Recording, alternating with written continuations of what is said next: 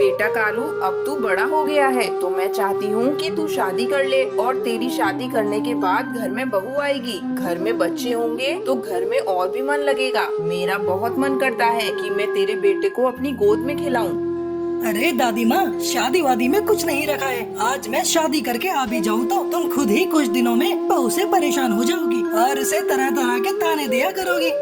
नहीं बेटा, ऐसा कुछ भी नहीं है। मैं उसका बहुत ख्याल रखूंगी और उसे हमेशा ही खुश रखा करूंगी। तब तक आप लोग हमारे इस वीडियो को लाइक और अगर आपने हमारे चैनल को सब्सक्राइब नहीं किया है तो जल्दी से सब्सक्राइब कर लें और कमेंट सेक्शन में जरूर बताएं कि आपको हमारी ये कहानी कैसी लगी। ठीक है दादी माँ, जब तुम कहती हो तो मैं शादी कर लेता हूँ। ये कहकर कालू जंगल के पंडित के पास जाता है और उनसे कहता है, पंडित जी देखो, वैसे तो मेरे घर में कोई कमी नहीं है, बस कमी है तो एक बहू की। और अब मेरी माँ भी चाहती है कि मैं शादी कर लूँ, तो मेरे लिए कोई अच्छी सी चिड़िया हो तो बताना। बेटा तो फिर तू देख कैसे तेरी चट मंगनी पट ब्याह करवाता हूँ। फिर कालू और टुनटुनी की शादी हो जाती है। कुछ दिनों बाद, टुनटुनी बहू, अब तू अपना ध्यान रखा कर, अब काम वाम पर ज्यादा ध्यान मत दिया कर। अरे दादी माँ, आप परेशान मत होइए, मैं अपने अंडे का ध्यान अच्छे से रखूंगी। देख बहू, मेरे पोते को कोई भी परेशानी नहीं होनी चाहिए। मैं चाहती हूँ तू एक बेटे को जन्म दे और मैं उसे अपने हाथों से खिलाऊं। कुछ दिनों बाद कालू के घर में 3 बेटियां पैदा हो जाती हैं, जिसे देखकर दादी माँ का माथा चढ़ जाता है और वो टुनटुनी के बारे में मन ही मन सोचती है, ये कलमुही जब से घर में आई है कुछ भी अच्छा नहीं हो रहा है। अब इसने बेटे की जगह 3-3 बेटियों को जन्म दे दिया है। अब इनकी परवरिश कैसे होगी? ये तो मेरे बेटे की सारी कमाई ही खा जाएंगी। फिर तीनों बेटियां धीरे धीरे बड़ी होने लगती है और वो एक दिन दादी माँ के पास आती है।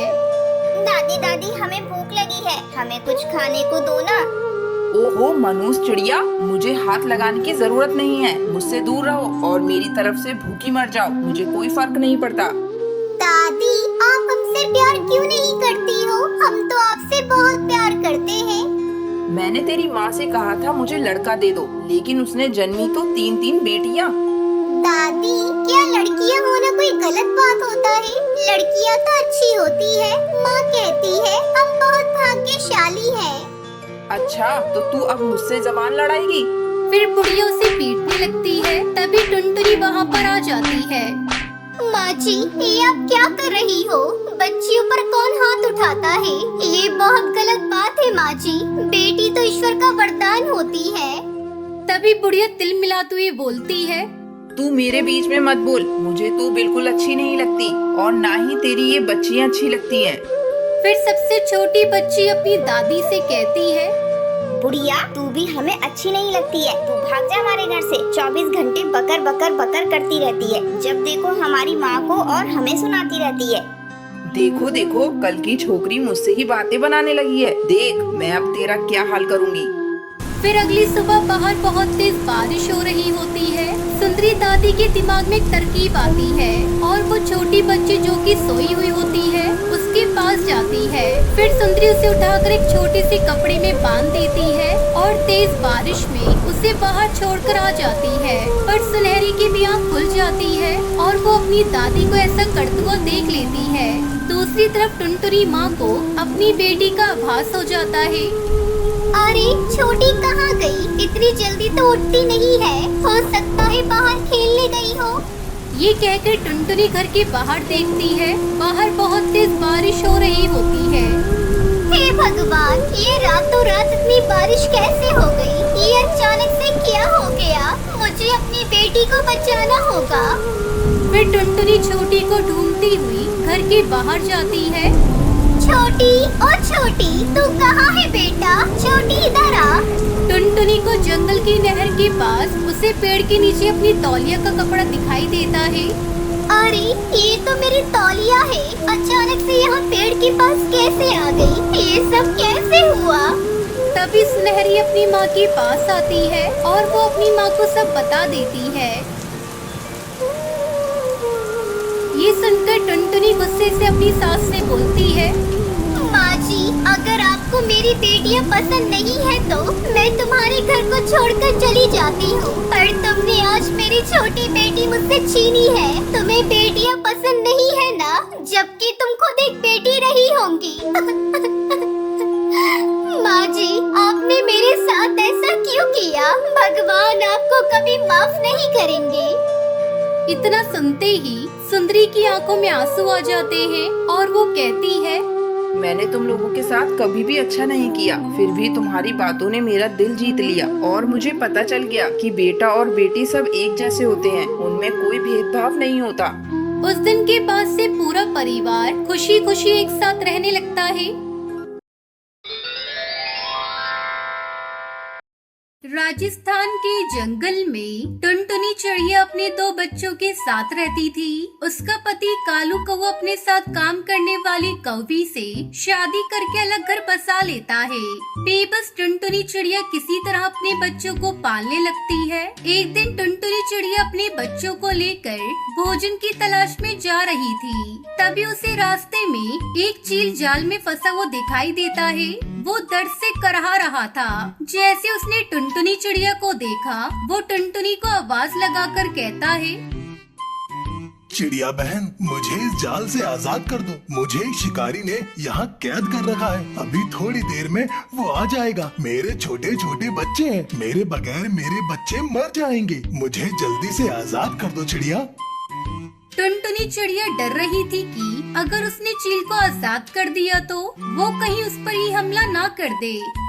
तब तक आप लोग कमेंट पे बताएं 92 into 7 कितने होते हैं।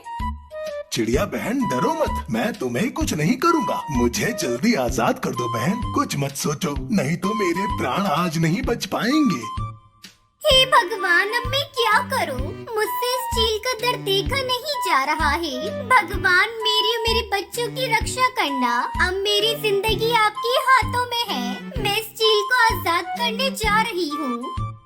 डरते डरते टुनटुनी चिड़िया उस चील को जाल से आजाद कर देती है। आजाद होते ही वो चील टुनटुनी चिड़िया से कहता है, टुनटुनी बहन, तुमने मेरी जान बचाई है, मेरे जीवन की रक्षा की है। तुम चलो मेरे साथ मेरे घर, मैं तुम्हें कुछ देना चाहता हूँ।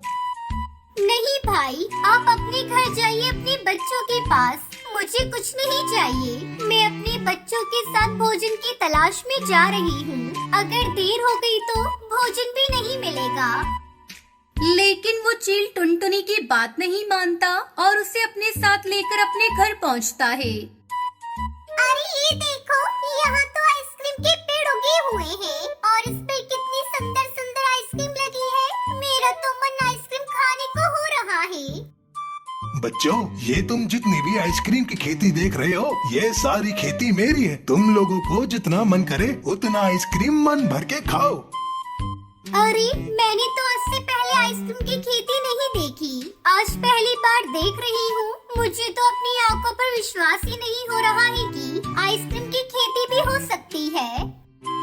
बहन, ये आइसक्रीम के बीज मुझे मेरे गुरुदेव ने दिए थे। इसे ही देने के लिए मैं तुम्हें अपने घर लेकर आया हूँ। ये लो आइसक्रीम के बीज। आइसक्रीम की खेती करके तुम भी आइसक्रीम बेच सकती हो और अच्छे पैसे कमा सकती हो। उसके बाद बच्चों ने जी भरकर आइसक्रीम खाई। फिर सब वहाँ से अपने घर लौट आए। टुनटुनी अपने आंगन में आइसक्रीम के बीजों को लगा देती है। कुछ दिनों बाद उससे एक पौधा निकल आता है और उस पर ढेर सारी आइसक्रीम लग जाती है। टुनटुनी इस आइसक्रीम को बेचकर अपने बच्चों का पेट पालती है। एक दिन कालू कौवा उसके घर आता है और उससे कहता है, टुनटुनी, मैंने तुम्हारे साथ बहुत गलत किया, मुझे माफ कर दो और अब मैं तुम्हारे साथ रहना चाहता हूँ। नहीं कालू, अब बहुत देर हो गई। मैं नहीं रह सकती तुम्हारे साथ। तुमने मुझे धोखा दिया और उस काली कलूटी कौवी के साथ भाग गए। चले जाओ यहाँ से। कालू को टुनटुनी की ये बात पसंद नहीं आती और वो गुस्से में वहाँ से चला जाता है और सोचने लगता है, इस टुनटुनी के तो तेवर ही बदल गए। ज्यादा ही आइसक्रीम बेचने वाली बन रही है ना। इसके सारे आइसक्रीम के पौधे तोड़ देता हूँ, फिर देखता हूँ कैसे बचती है आइसक्रीम। अगले ही दिन कालू कौवा टुनटुनी चिड़िया के आइसक्रीम के खेत में जाता है और वो आइसक्रीम के पौधे तोड़ ही रहा होता है कि तभी वहाँ चील आ जाता है और कालू कौवे को पकड़ लेता है। चील कालू को खूब मारता है। फिर वहाँ टुनटुनी चिड़िया भी आ जाती है और चील से कहती है, चील भाई, इसे छोड़ दो, ये मेरा पति है, इसे जाने दो। लेकिन बहन, ये तुम्हारी आइसक्रीम के पौधे को तोड़ने आया था। मैंने इसे सही समय पर देख लिया, वरना ये आज तुम्हारी सारी आइसक्रीम की खेती बर्बाद कर देता। टंटनी, टंटनी मुझे माफ कर दो। अब से मैं तुम्हें कोई भी नुकसान नहीं पहुंचाऊंगा। मुझे जाने दो चील भाई। मैं मानता हूँ मुझसे गलती हो गई, बदले की आग में मैंने ये सब किया, लेकिन मैं वादा करता हूँ मैं दोबारा ये गलती नहीं करूंगा। छोड़ दो मुझे। उसके बाद कालू कौआ वहाँ से हमेशा के लिए दूसरे जंगल चला जाता है। फिर टुनटुनी चिड़िया खुशी खुशी अपने बच्चों के साथ रहने लगती है।